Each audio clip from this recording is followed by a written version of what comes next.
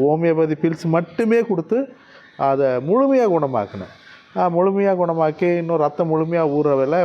ரத்தம் ஊறின பிறகு தனியார் கருத்தடை மையத்தில் போய்ட்டு கருத்தடை பண்ணலான்னு நினைக்கும்போது அது வந்து கிராஸ் ஆகிடுச்சு. கிராஸ் ஆகிட்டு இப்போ வந்து 4 குட்டி போட்டிருக்கா. இப்போ அதுக்கப்புறம் மறுபடியும் அடுத்த முறை கண்டிப்பாக நான் வந்து தனியார் மையத்தில் வந்து கருத்தடை பண்ணுவேன். 4 குட்டிங்களும் போய் பார்க்கணும் போது எங்கே பாப்பா போட்டிருக்கா அப்படின்போது என்னை கூட்டிகிட்டு போகிறா. அந்த கேட்டுக்குள்ளே உள்ளே போட்டிருக்கேன் வான்னு சொல்லிவிட்டு அந்த காருக்கடியில். இப்போ தான் நான் போய் பார்க்குறேன். குட்டி போட்டாங்கிறது தெரியும், நான் போய் பார்க்கல.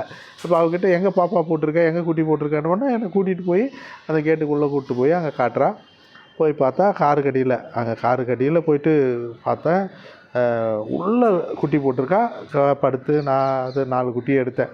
ஒவ்வொரு குட்டியை எடுத்தேன். இவன் முதல்ல ஆண்குட்டி, இன்னொன்று ஆண்குட்டி, இப்போது இன்னொன்று வந்து பெண்குட்டி, இது இன்னொரு பெண்குட்டி. 4 குட்டியுமே ரொம்ப அழகான பெண்குட்டி. இன்னும் ஒரு 10-15 நாளுக்கு அப்புறம் நான் வந்து உங்களுக்கு அது அடாப்ஷன் போடுறேன்.